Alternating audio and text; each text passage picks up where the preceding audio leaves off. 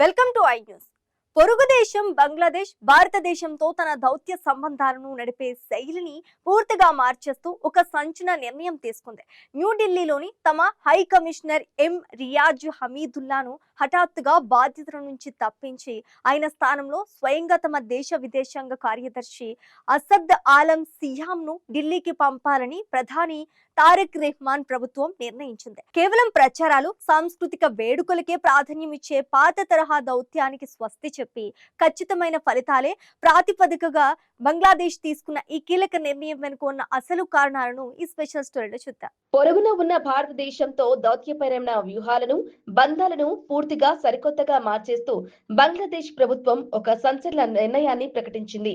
న్యూఢిల్లీలోని Bangladesh high commissioner Riyaz హమీదుల్లాను బాధ్యతల నుంచి తొలగిస్తూ ఆయన స్థానంలో తమ విదేశాంగ కార్యదర్శి బాధ్యతలు నిర్వహిస్తున్న అసద్ ఆలం సియామ్ను రాయబారిగా భారత రాజధానికి పంపాలని ప్రధాని తారిక్ రెహమాన్ ప్రభుత్వం నిర్ణయం తీసుకుంది. గత రెండేళ్లుగా భారత్ బంగ్లాదేశ్ మధ్య నానాటికి క్షీణిస్తున్న సంబంధాలను మళ్లీ దారిలోకి తెచ్చేందుకు పాత విధానాలను పక్కన పెట్టి పక్కా వ్యాపార ధోరణితో కూడిన కఠిన దౌత్యాన్ని అనుసరించడానికి ఢాకా సిద్ధమైందనడానికి ఈ మార్పే అతిపెద్ద నిదర్శనం. గత 14 నెలలుగా భారతదేశంలో బంగ్లాదేశ్ దౌత్య కార్యాలయం పనిచేస్తున్న తీరుపై ఢాకాలోని విదేశాంగ వర్గాల నుంచి తీవ్ర స్థాయిలో విమర్శలు వ్యక్తమవుతున్నాయి.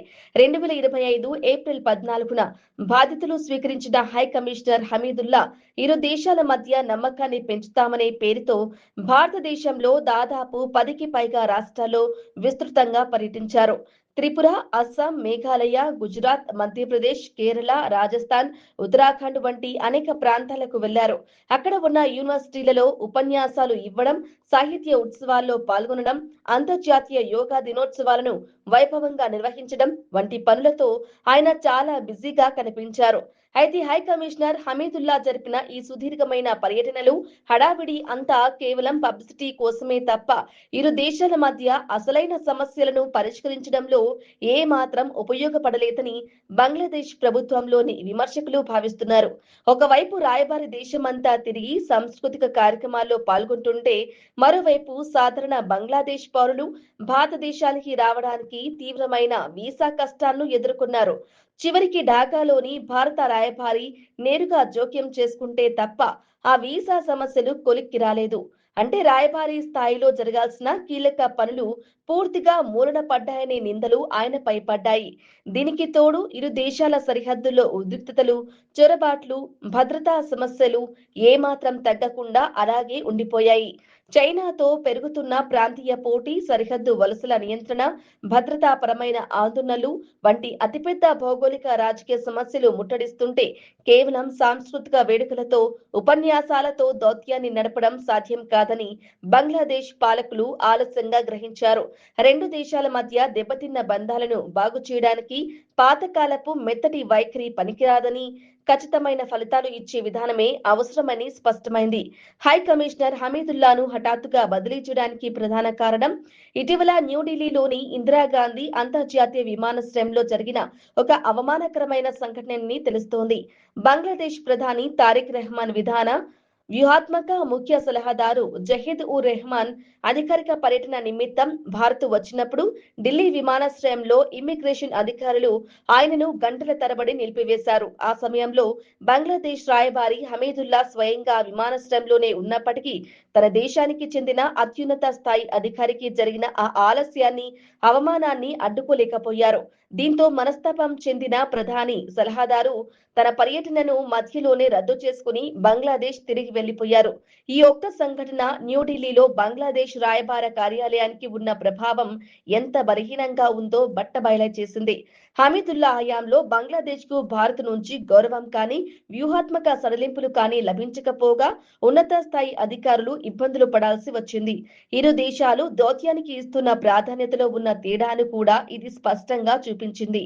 భారతదేశం తన తరపున అనుభవజ్ఞుడైన మాజీ కేంద్ర మంత్రి దినేష్ త్రివేదిని ఢాకాకు రాయబారిగా పంపి బంగ్లాదేశ్ ప్రధాని స్థాయితో నేరుగా మాట్లాడే అవకాశాన్ని పొందింది.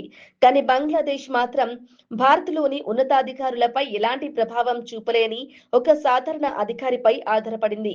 హై కమిషనర్ హమీదుల్లా బాధ్యతలు స్వీకరించిన తరువాత భారత విదేశాంగ మంత్రి ఎస్ జైశంకర్, వాణిజ్య మంత్రి పీయూష్ గోయల్లను అధికారికంగా కలవడానికి ఆయనకు దాదాపు 10 నెలల సుదీర్ఘ సమయం పట్టింది.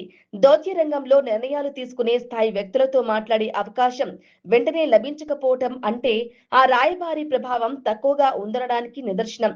ఢాకాలోని భారత రాయబారి ప్రతి వారం బంగ్లాదేశ్ రాజకీయ నాయకులు, ప్రముఖులతో నేరుగా సమావేశమవుతుంటే ఢిల్లీలోని బంగ్లాదేశ్ రాయబారి మాత్రం కీలక నిర్ణయాలు జరిగే సమావేశ గదుల్లోకి అడుగుపెట్టలేకపోయారు. అయితే ఇరు దేశాల మధ్య సంబంధాలు చెడిపోవడానికి కేవలం ఒక్క రాయబారిని మాత్రమే బాధ్యతని చేయడం సమంజసం కాదు. బంగ్లాదేశ్ లో మారిన రాజకీయ పరిస్థితులు, భారతదేశ భద్రతా ఆందోళనలు, ప్రాంతీయ సమీకరణాలు కూడా ఈ దూరానికి ప్రధాన కారణాలు. ఇరు దేశాల ఉన్నత స్థాయి ప్రభుత్వాలు తీసుకున్న నిర్ణయాల వల్ల ఈ పరిస్థితి ఏర్పడింది. అయినప్పటికీ మారిన రాజకీయ పరిస్థితులకు అనుగుణంగా పాత పద్ధతులు ఇకపై పనిచేయవని బంగ్లాదేశ్ ప్రభుత్వం స్పష్టంగా అర్థం చేసుకుంది. ప్రస్తుతం తమ దేశ విదేశాంగ కార్యదర్శి హోదాలో ఉన్న అత్యున్నత స్థాయి అధికారి అసద్ ఆలం సియామ్ను భారత్కు రాయబారిగా పంపుతూ ఉండడం ద్వారా ఢాకా ఈ సంబంధాలకు ఎంత పెద్ద ప్రాధాన్యత ఇస్తుందో అర్థమవుతుంది. ఇకపై అనవసరమైన ప్రచారాలు, ప్రసంగాలు, సాంస్కృతిక కార్యక్రమాలను పక్కన పెట్టి వాణిజ్యం, వీసా సడలింపులు, సరిహద్దు భద్రత వంటి సమస్యలపై మాత్రమే బంగ్లాదేశ్ దృష్టి పెట్టనుంది.